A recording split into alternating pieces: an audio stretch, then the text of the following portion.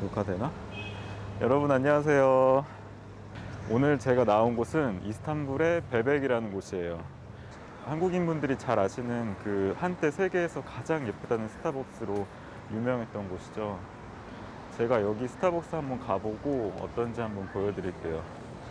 사실 그렇게 특별한 건 없는데 저를 포함해서 현지인들은 여길 잘 안 와요. 사람만 엄청 많고 사람이 많다 보니까 이제 서비스도 안 좋아지고 화장실 가기도 힘들고, 그리고 사실 이쪽 베벡 동네에 있는 여느 다른 카페랑 크게 차이가 없거든요. 보여드릴게요. 겉에서 보기에는 그냥 여느 스타벅스 같죠. 아 근데 이 동네 진짜 오랜만에 온다.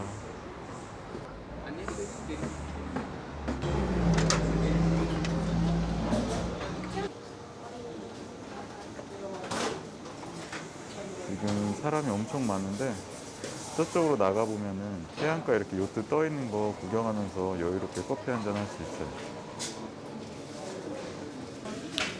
제가 여기를 마지막으로 온 게 한 3년 전인가? 3년 전에 친구 왔을 때 잠깐 데려가고 처음 온 것 같은데, 그만큼 이제 여기 사는 사람이 현지인들은 잘 안 오는 곳이에요. 굳이 여기가 아니더라도 이런 경치나 여유 즐기면서 커피 마실 수 있는 데가 굉장히 많거든요, 이스탄불에는. 제가 오늘 사실 여기 온 게 그 커피를 마시려고 온 게 아니고요.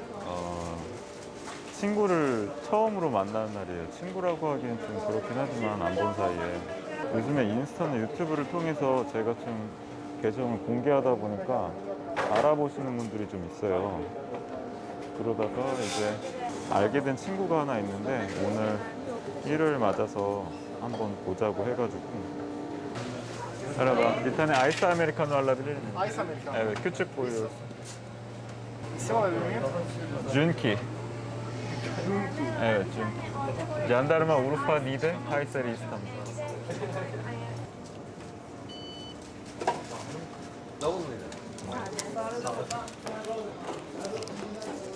제가 여기 이스탄불 베벡에 있는 스타벅스 한번 보여드릴게요. 아, 그리고 nasılsın?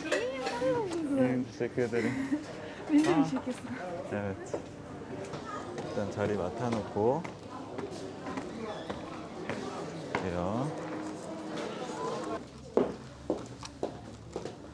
아, 브라스타이. 자리가 없어서 밖에는 못 나갔는데 이렇게 창문 밖으로 보이는 경치가 이 정도예요. 그냥 여느 평범한 그런 스타벅스에서 이런 경치를 보면서 커피를 마실 수 있는 거죠.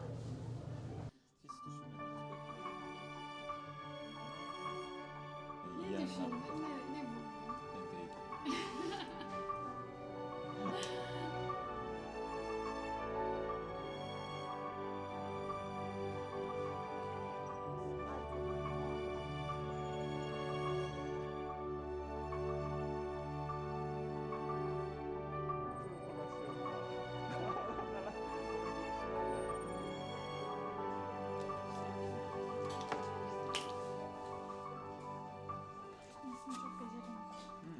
Tamam.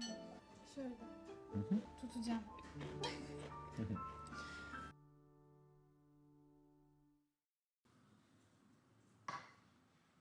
여러분 진짜 황당하지만 제가 손님 초대해놓고 늦잠을 자가지고 혼자서 와가지고 좀 책 보고 있어요. 빨리 준비하고 올게요.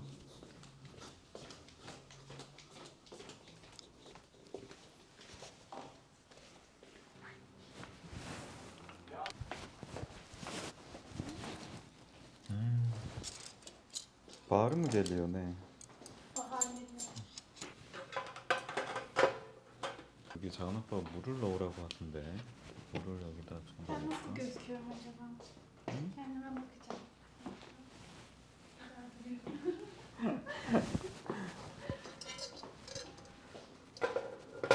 Kamera güzel. Güzel mi? Ha, güzel Şu çekiyor. an ışık da çok güzel. Olduğun gibi çeker. Güzel. Ah, buraya koy. Buna biz bulgogi diyoruz. Biz, Kore dizilerinden görüyordum. gördün mü? Evet. Kore dizilerinde. Güzel koktu. güzel kokuyor değil mi? Çok güzel kokuyor. 제가 또 그렇게 보이진 않을 수 있지만 제가 또 법학을 전공했거든요. 예전에는 검사가 되고 싶은 꿈이 있었는데 물론 1학년 마치기도 전에 전과를 하고 아니 복수 전공을 하고 과를 변경을 했지만 어쨌든 그런 꿈이 있었어서 항상 관심이 있었어요. 그러다가 이번에 우연하게 여기 터키에서 변호사로 일하는 친구를 알게 돼가지고 제가 영상을 한번 찍어보면 재밌겠다 해서 한번 초대를 했어요. 초대한 김에 저도 맛있는 것도 먹고 같이 한국 음식도 좀 해보고 그런 취지에서요. 제가 초대를 하면서 저도 같이 맛있는 걸 먹으니까 저도 기분 좋아요. 좋은 거 먹으면서 좋은 사람이랑 이 사람 인생은 어떤지 배우는 점도 많고요. 오케이, yiyebiliriz bence.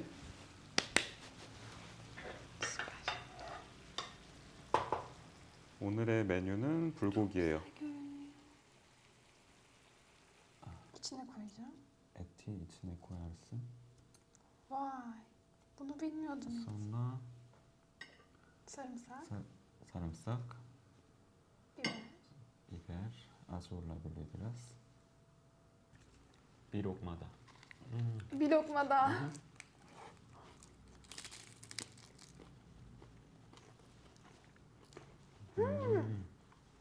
Çalışmaya başlayalı ne kadar oldu? Stajyerlik dahil 2,5 yıl. 2,5. Evet. Bir yıl staj görüyoruz. Okulda o zaman çok başarılı olmalısın. Değil mi? Evet. Ben avukat olmaya nasıl karar verdim? Türkiye'de zaten en iyi bölümler tıp, doktorluk, Evet. avukatlık. Bu şekilde gidiyor. Tabii ailen de iyi bir meslek edinmeni istiyor. Küçüklükten beri bu vurgulanıyor okullarda. Seni buna hazırlıyorlar. Hukuk kazanmanı ya da tıp kazanmanı istiyorlar. Öğretmenler sürekli hukuk ya da tıp kazanman için uğraşıyor. İyi öğrencileri seçiyorlar, daha çok üstüne düşüyorlar aslında. Onları daha çok üstüne düşüp onları daha çok yönlendiriyorlar. Ben aslında hani biraz bu yüzden yöneldim. Zaten çalışkan bir öğrenciydim. İnek diye dalga geçerlerdi. Türkiye'de öyle bir tabir var. Evet. İnek diyorlar çok çalışkan Ben de insanlara. şirkette inek gibi çalışıyorum. Sen nasıl hukuk okumaya karar verdin? Ben dizide. İstediğim çok şey vardı ama denedikçe öğreniyorsun yani ne yapmak Ne istediğini. yapmak istediğini. Evet. Öğrenciyken. O yüzden sürekli biz her yeni bir şey denemek lazım. Zaten küçükken bilmiyoruz ne yapmak istiyoruz, hangisi bana uyar. Daha çok aileler yönlendiriyor. Evet, aileler daha yönlendiriyor. Ben de o yüzden çocuğum olursa çok şey denetmek istiyorum. Yani İstediği şey yapsın Aa. diye. evet, istediği şey yapsın. Desteklemek istiyorum onu. En güzeli. Merak ettiğim şey de Türkiye'nin ekonomisi şu an iyiye gitmiyor. Bu yüzden de borç çok fazla. Borç ödeyemiyorlar. Ben şu an Ondan- onlarla ilgileniyorum. Onlar değil mi? O Evet. biraz zor ya. Çok zor. Gidip de insanlar kızgın zaten. Evet. Yani sinirli. Avukat geliyor işte devletin insanları geliyor. Evet. Bir şey yapıştırıyor mallara, Evet. eşyalara.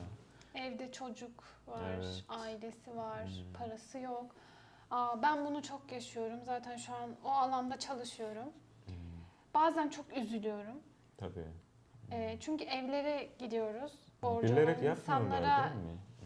bazıları bilerek yapıyor. Bazıları bilerek mi? Evet, o anlaşılıyor zaten. Ama Türkiye'nin ekonomisi gerçekten gitgide kötüye gittikçe askeri ücretle çalışan yani şimdi 4 kişi, geçinemiyorlar. 4 çocuğu olsa bir ailenin Oo. yetmiyor.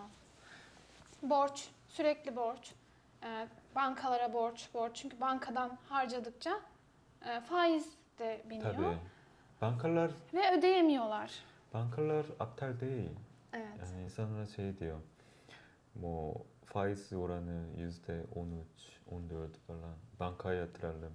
Ama Ona göre şey daha fazla, enflasyon oranı daha fazla yüksektir. O konu çok zor, evet. Çünkü ben çok üzülüyorum. Bazen öyle evlere gidiyoruz ki yaşanmayacak evlerde yaşıyorlar. Evet. Gelir seviyesi çok farklı oluyor. Çok borçları oluyor, çocukları oluyor. Tabii. Mesela kanunen Türk kanunlarına göre bir eve gittiğinde eğer o evde 2 tane televizyon varsa, örnek veriyorum, 2 tane.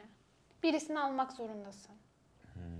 Tabii ki de çocukların gözü önünde çok zor oluyor. Bazen Tabii. polis geliyor, sıkıntı çıkıyor, kavgalar ediliyor. Beni mesela ittirmişlerdi. Senin Küfür ne eden suçun var oldu. yani? Sen sadece Ben işimi yapıyorum evet, işini yapıyorsun. ama bana küfreden oldu, beni ittiren oldu, tehdit Bilmediği eden için oldu, evet. seni öldürürüm diyen oldu. Bilmedikleri için öyle. Benim eşyalarımı alamazsın diyen oldu, öldürürüm seni diyen oldu. Biraz tehlikeli bir meslek. Tabii. Özellikle bu alan Türkiye şartlarında zaten insanlar ekonomik olarak kötü ve sinirliler. Değişti. Eskiden böyle değildi de. Evet, Gitgide eskiden değişiyor. çok değişti. Özellikle pandemiden sonra ekonomi O iyice yüzden, kötüye gitmeye başladı. Siyasetin ve ekonominin ne kadar önemli olduğunu öğreniyoruz yani şu anda. Türkiye'deki boşanma oranlarından bahsedeyim ben.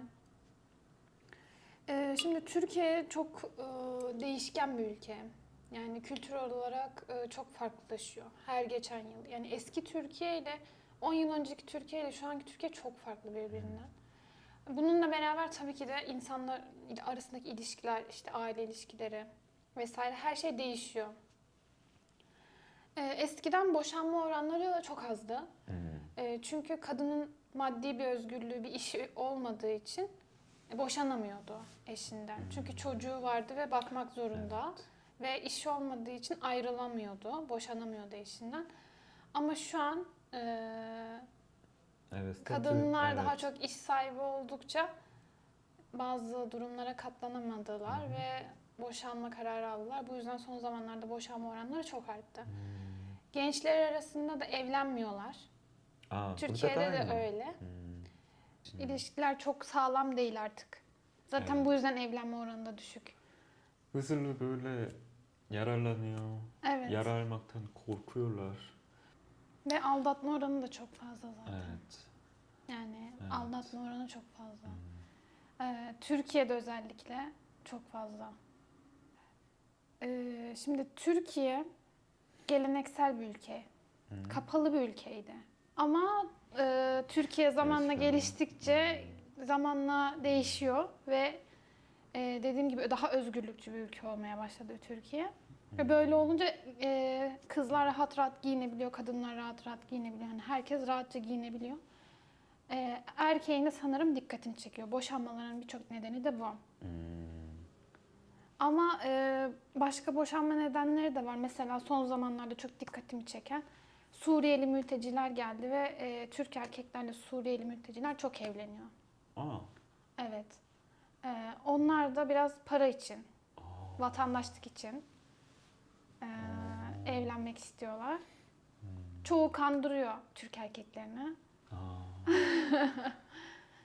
Yani benim son zamanlarda dikkatimi çeken davalar daha çok Suriyeli eş ve dolandırıcılık davası, yani kandırıyor. Karşısındaki erkekten Bence- bazı hediyeler alıyor, evleneceğiz diye. Daha sonra kaçıyor. Yok. Bence Türk erkekleri var ya, görünüşte çok böyle güçlü, Evet. böyle yapılı ama bence çok masum. Değil mi? Ve bunu artık normal gibi görmeye başladılar. Aldatmak da bir Evet ya. normal bir şeydir demeye getiriyorlar. Aslında erkek ya da kadın olarak değil de insan olarak yapmaması gereken şey bu. Evet. Karakter ve insan Evet. olarak yapmaması gerekiyor. Ama yapıyorlar. İlişki arasında da en önemlisi de Güven. güven de. Ama güvenemiyorlar ve güvendiremiyorlar. Sonra da korkuyorlar. Yani ilişkiye girmekten korkuyorlar, anladın mı? Neyse, başka ileride avukat olmak isteyenlere ne demek istersin? Üniversite sınavına hazırlanmakta olan arkadaşlarımıza söylüyorum. hukuk okumayın. Şaka tabii ki de. Şu an Türkiye'de çok avukat var. Aşırı derecede bir avukat yoğunluğu olmaya başladı. Evet. Çünkü çok popülerleşti hem diziler hem filmler yüzünden. Ve hukuk mezunu olmak çok böyle üst seviye gösterildi. Öyle Ama olunca gerçekte şu an öyle değil. mesela özel üniversitelerin o kadar çok hukuk fakültesi var ki devlet. Ben devletten mezun oldum. Ama özelde o kadar çok okuyan var ki. Ve onlar senin önüne geçiyor. Çünkü zengin bir aileden geliyor. Kendi çevreleri oluyor ve bütün işler onlara gidiyor. Anladım. Şu an mühendis olun. Teşekkür ederim bu arada. Güzel mi? Afiyet olsun. Çilek yiyelim, çilek. Çilek çıktı mı? Sana bir şey soracağım. Kore'de meyveler tek tek mi satılıyor? Aa, pahalı diye mi? Evet. Geçenlerde bir şey gördüm.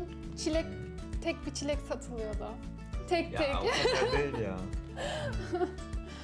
O kadar değil de elma, armut tek tek satılabilir. Mesela bayramda böyle sen gördün mü benim Instagram'da? Evet, gördüm. O masada olan o elma, armut çok kaliteli olmalı. Tanesi 20 dolar falan olabilir.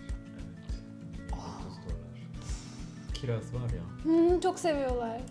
Kiraz kilo başı burada ne kadar oluyor? O kilo başı 50 de olabilir şu anda enflasyondan dolayı. Ama Kore'de şu anda TL olarak 300 TL. Oh, çok fazla. Ama ne ucuz biliyor musun? Telefon, araba, o elektronik cihazlar var ya çok ucuz. Burada belginin vergisi var. Çok pahalı. Araba 2 kata çıkıyor fiyatlar.